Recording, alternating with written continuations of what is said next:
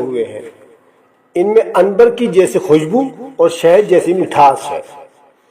ان پھلوں میں خاصیت یہ تھی کہ اگر بھوکا کھائے تو سیر ہو جائے، پیاسا کھائے سیراب ہو جائے، بیمار کھائے شفایاب ہو جائے، اور کوئی اونٹ یا بھیڑ یا بکری وغیرہ اس کا پتا کھائے تو اس کا دودھ زیادہ ہو جائے۔ ہم نے اس کا نام شجر مبارکہ یعنی برکت والا درخت رکھا تھا۔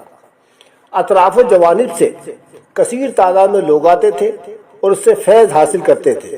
اچانک ایک صبح کو ہم نے دیکھا کہ اس درخت کے تمام پھل گر گئے اور پتے سوکھے ہوئے۔ ہم لوگ بہت پریشان ہوئے کہ ایسا کیوں ہوا۔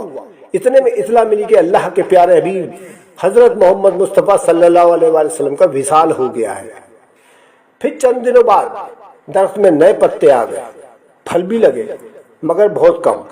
اس واقعے کے تقریباً 30 برس بعد ایک صبح کو پھر ہم نے دیکھا کہ اس درخت میں